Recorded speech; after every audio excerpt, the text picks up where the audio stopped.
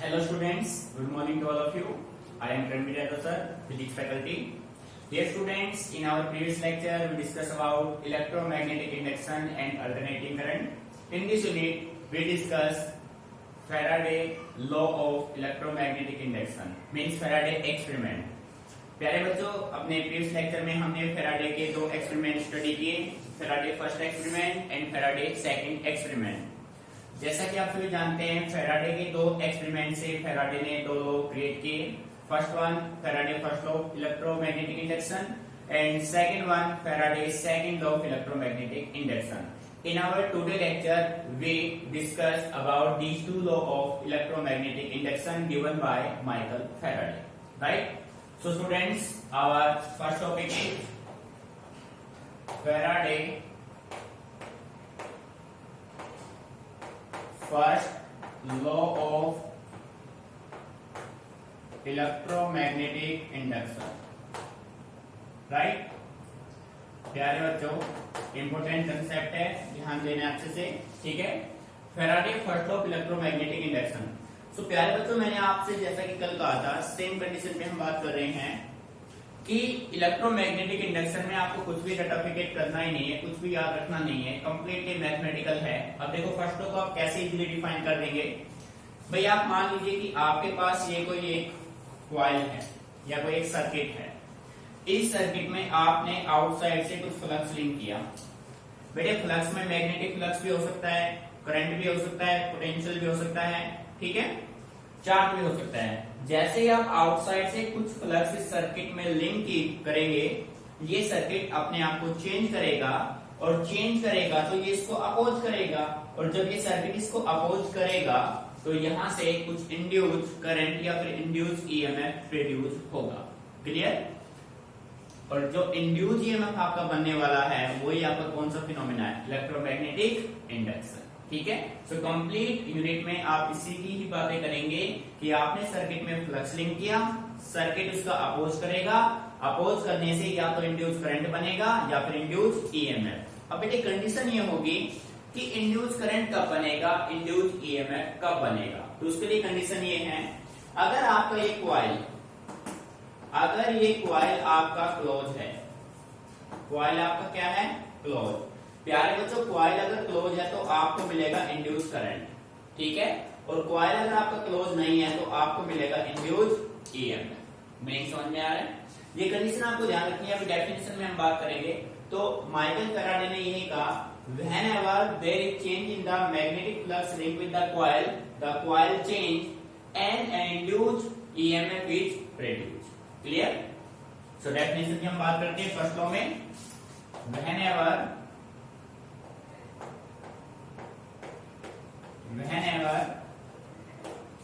there is change in magnetic flux linked with the coil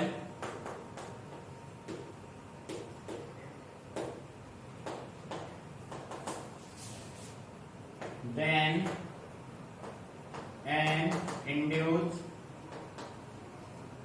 EMF is produced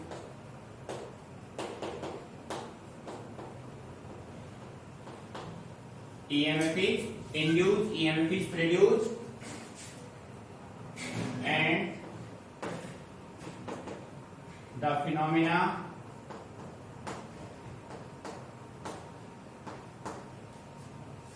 is called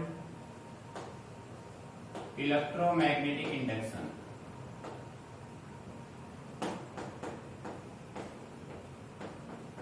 And the phenomena is called electromagnetic induction. So प्यारे बच्चों, concept बिल्कुल simple है। आपके पास ये कोई coil है, जैसे आपने इस कॉइल में मैग्नेटिक फ्लक्स लिंक किया, मैग्नेटिक फ्लक्स कंटिन्यूअसली आप चेंज करते जा रहे हैं। आपने इंसर्ट किया, आउट किया, इंसर्ट किया, आउट किया, तो मैग्नेटिक फ्लक्स को आप चेंज करते जा रहे हैं। मैग्नेटिक फ्लक्स चेंज होगा तो उस चेंज की वजह से सर्किट भी चेंज होगा, सर्किट उस फ्लक्स का अपोज करेगा, और ऐसा करने से सर्किट में एक ईएमएफ क्या हो जाएगा? इंड्यूस हो जाएगा। EMF is produce, induce EMF is produce, और ये इंड्यूस ईएमएफ जो होगा वही आपको चाहिए था इससे, ठीक है। ये है फैराडे का सेकंड लॉ। अब बेटे देखो सेकंड लॉ में क्या कहते हैं माइकल फैराडे, सेम इसी पे डिपेंड कर रहा है। ये कहता है जो इंड्यूस्ड ईएमएफ आपके पास प्रोड्यूस हो गया, ये इंड्यूस्ड ईएमएफ आपका किस पे डिपेंड कर रहा है, इस मैग्नेटिक फ्लक्स पे डिपेंड कर रहा है। जब तक आप सर्किट में फ्लक्स लिंक नहीं करेंगे, यहां से कोई भी इंड्यूस्ड ईएमएफ प्रोड्यूस नहीं होगा।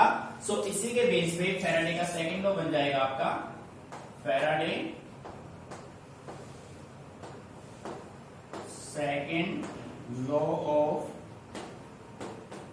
ईएमएफ। यार तो ध्यान से देखिए, इंपॉर्टेंट है, इसमें न्यूमेरिकल भी बनेगा, ठीक है। देखो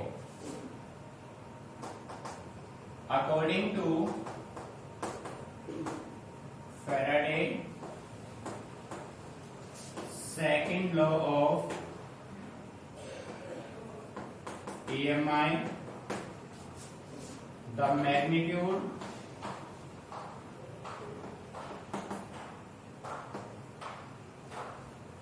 of induced EMF, the magnitude of induced EMF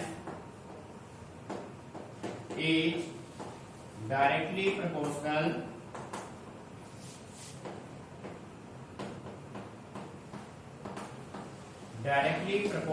to the rate of change of magnetic flux linked with the coil, देखो प्यारे बच्चों, देखो हम बार बार ये कह रहे हैं आपसे कि यहाँ पे जो इंड्यूस्ड ईएमएफ बनने वाला है वो इंड्यूस्ड ईएमएफ किस वजह से बना, इस फ्लक्स की वजह से। बेटे अगर आप सर्किट में कोई फ्लक्स लिंक नहीं करते तो ये सर्किट अपोजिशन नहीं करता, अपोज नहीं करता तो कोई इंड्यूस्ड ईएमएफ भी प्रोड्यूस नहीं होता। फैराडे ये कहता है जो मैग्नीट्यूड होगा इंड्यूस्ड ईएमएफ का, the magnitude of induced EMF वो डायरेक्टली प्रोपोर्शनल होगा किसके, मैग्नेटिक फ्लक्स के। मीनिंग आ रहा है समझ में, ठीक है।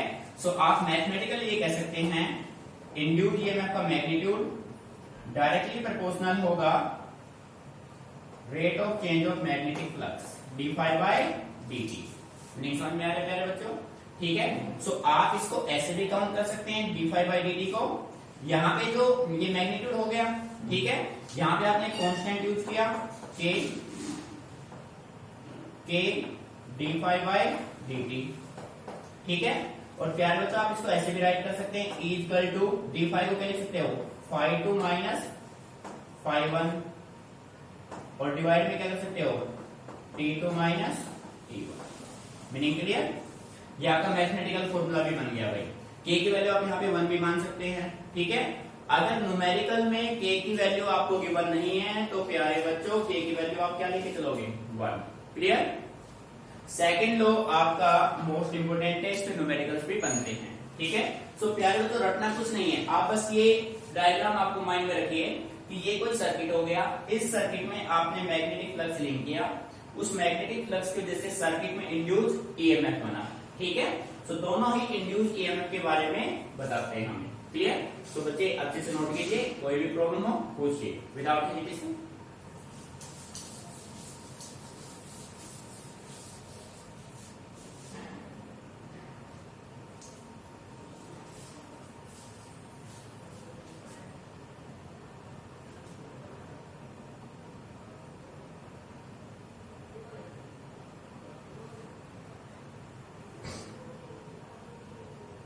सो प्यारे बच्चों अब नेक्स्ट अपना टॉपिक सोल्व करते हैं।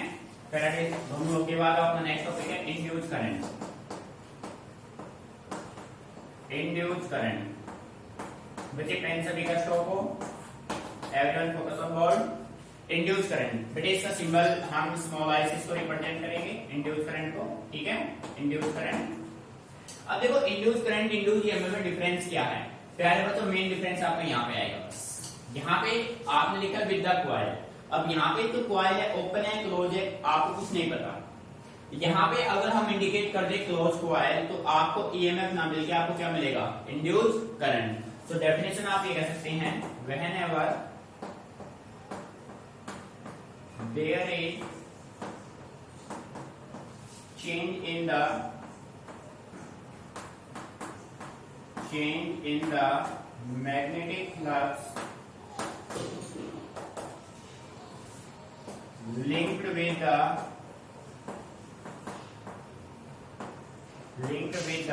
closed coil, बेटे मेन कंसेप्ट ये है आपका। यहां पे देखो आपने क्लोज कॉइल का यूज नहीं किया है, आपने ओनली कॉइल वर्ड यूज किया है। यहां पे लिखा है close coil. Then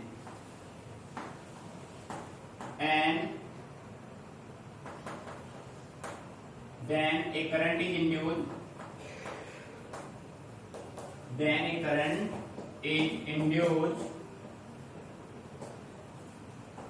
and is called induced current,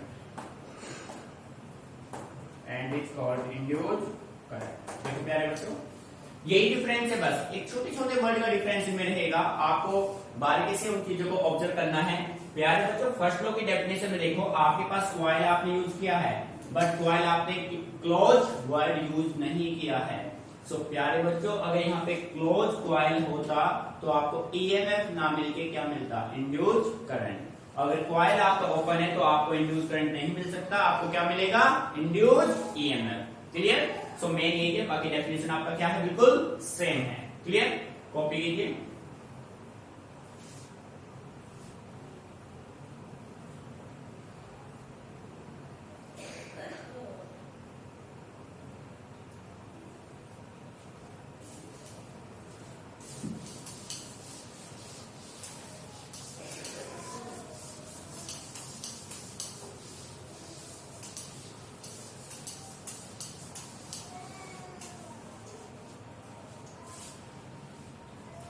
प्यारे बच्चों, focus on board, pen stop कर दीजिए। अब नेक्स्ट टॉपिक हम करते हैं लेंजिस लॉ। बेटे सबसे इंपॉर्टेंट कंसेप्ट है इलेक्ट्रोमैग्नेटिक इंडक्शन का, और इसके बेस पे डेफिनेटली क्वेश्चंस आपके बोर्ड एग्जाम में आएंगे, 100% आएंगे।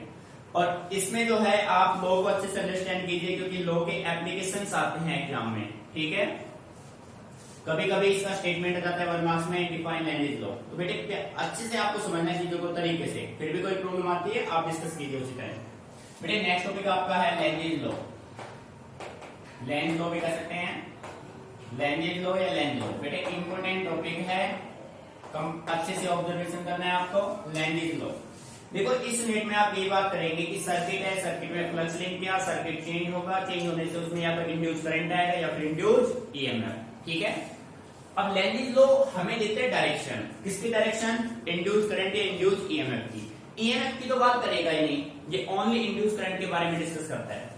बेटे एक बात अपने माइंड में रखिए, Lenz's law discuss only induce current, not induce EMF. It means no induce current, no opposition at all, right. Induce EMF के लिए लेंजिस लॉ का आप यूज नहीं करेंगे, ओनली किसके लिए?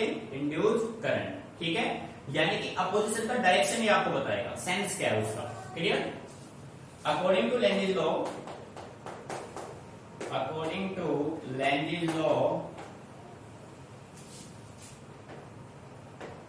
the direction of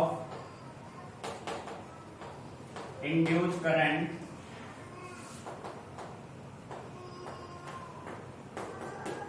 is always such that it opposes its very cause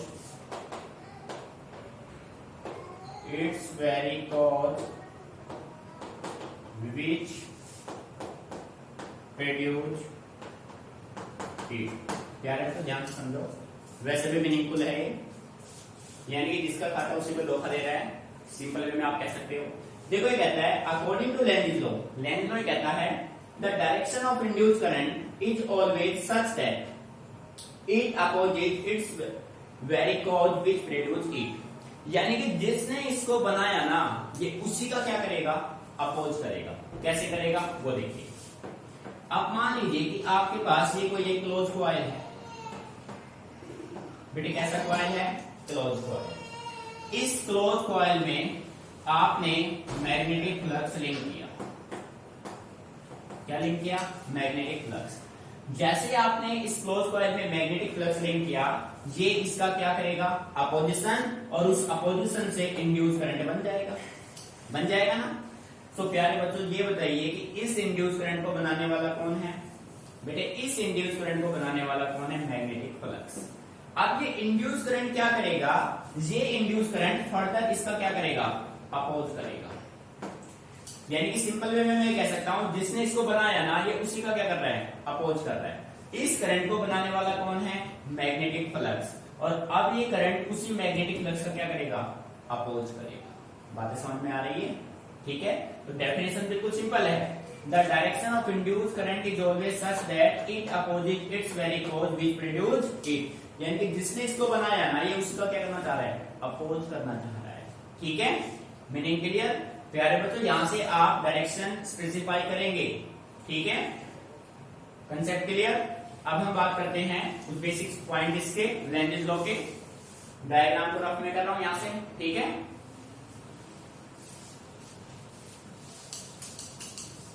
बेटे यहां पे नोट डाल लीजिए अपना, नोट डाल के लिखिए, Lenz's law is defined for induced current,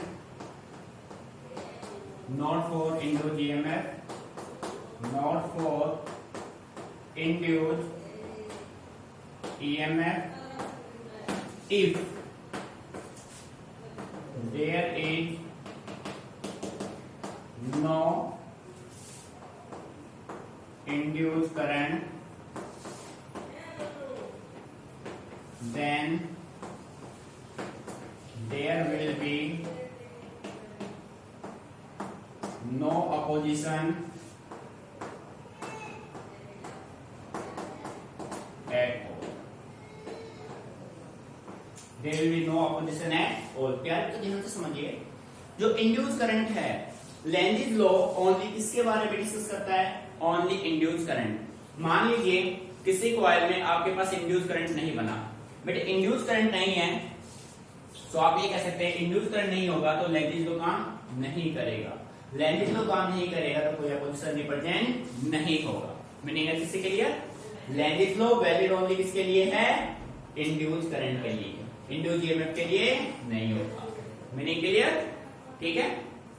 अब देखो ये तो अपना एक की पॉइंट था, जहां तक ये आपका की पॉइंट है, ठीक है प्यारे बच्चों। अब अपने मेन टॉपिक की बात हम करते हैं यहाँ पे। अब देखिए ये तो आपका हो गया लेंजेस लॉ का स्टेटमेंट। अब फैराडे लॉ को लेंजेस ने कैसे चेंज किया, तो आप ये कह सकते हैं in the light of Lenz's law, in the light of Lenz's law Faraday second law of EMI becomes क्या बन जाएगा बेटे, ये बन जाएगा E directly proportional minus d∅dt। ध्यान समझिए बेटे, यहाँ पे देखो magnitude of induced EMF is directly proportional to the rate of change of magnetic flux linked with the coil, ठीक है। सो ये नेगेटिव साइन जो है ना, ये नेगेटिव साइन किसको रिप्रेजेंट करता है, this negative sign represent opposition and it comes from, कहां से आया है, लेंजेस लॉ। हियर आप यहां पे राइट कीजिए, here negative sign show opposition, negative sign किसको रिप्रेजेंट करेगा, अपोजिशन, एंड कम्स फ्रॉम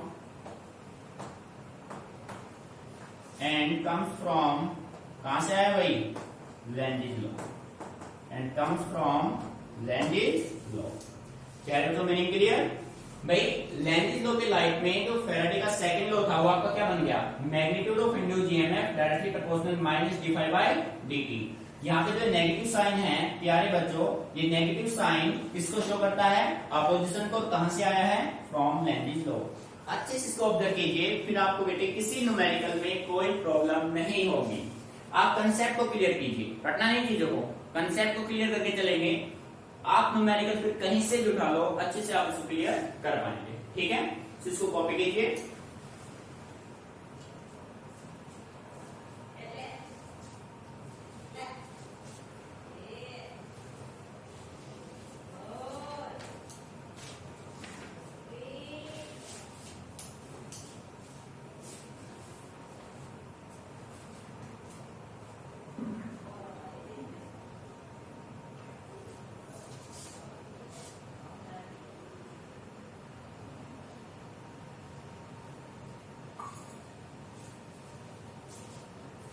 यार तो कॉपी हो गया, ठीक है।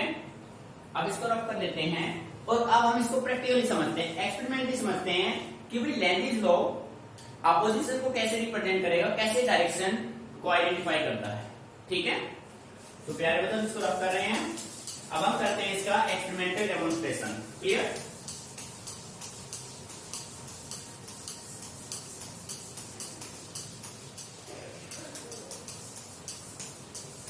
अभी तक आपने थ्योरेटिकल किया, हम इसको एक्सप्लेन करते हैं with the help of an experiment.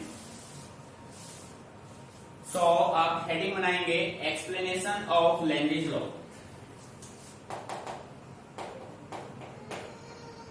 Explanation of Lenz's law. ठीक है प्यारे बच्चों, अब देखो बेटे इसको एक्सप्लेन करने के लिए हम एक सिंपल एक्सपेरिमेंट परफॉर्म कर लेते हैं। ठीक है, देखो यहां पे हम एक्सपेरिमेंट परफॉर्म कर लेते हैं अपना।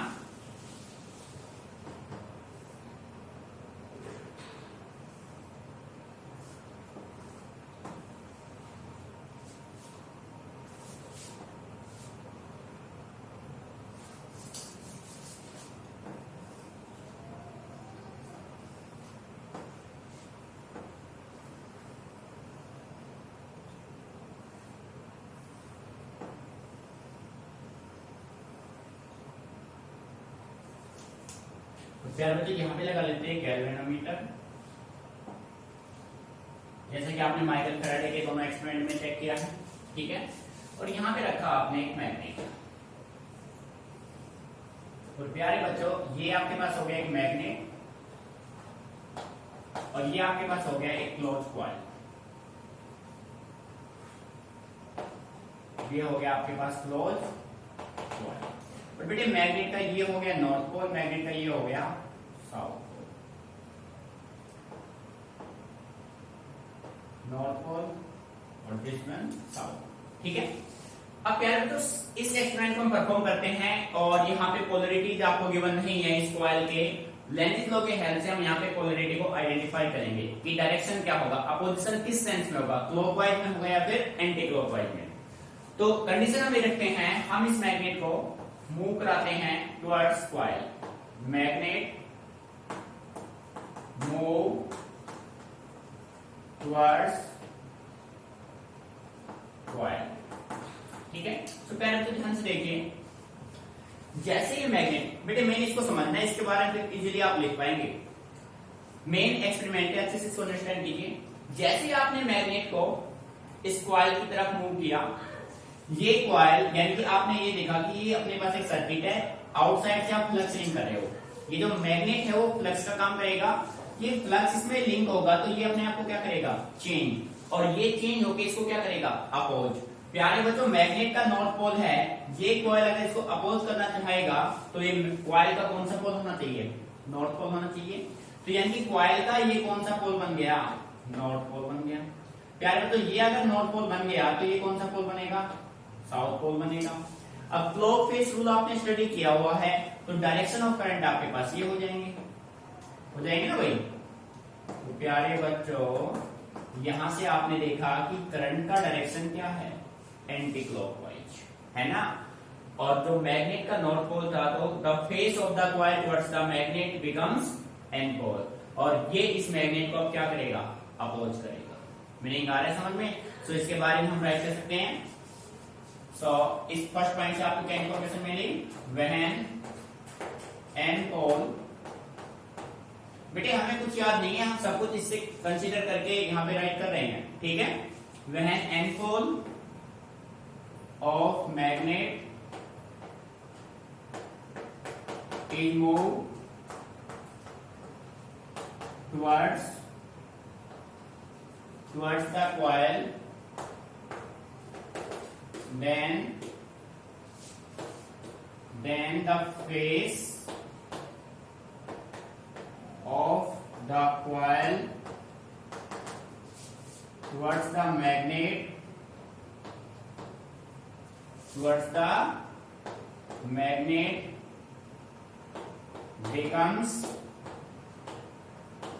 becomes n pole। क्या बन जाएगा भाई? n। बेटे ध्यान दीजिए, जैसे आपने इस मैग्नेट को इस कॉइल की तरफ मूव किया, ये कॉइल में फ्लक्स लिंक हुआ और ये कॉइल इसका क्या करेगा?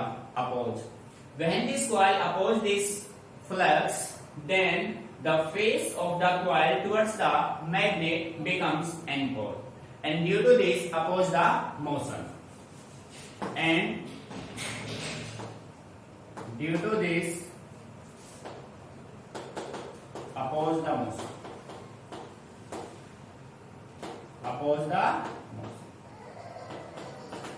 Student clear? Any problem? ठीक है। इन सेकंड केस डेमोन्स्ट्रेशन थोड़ा चेंज करते हैं हम, ठीक है। सो प्यारे तो अब हम क्या करते हैं, आप इस मैग्नेट को अवे लेके चलते हैं, ठीक है। सो सेकंड सिचुएशन आपका ये बनेगा, यहां पे हम डायग्राम रिप्रेजेंट कर देते हैं अपना।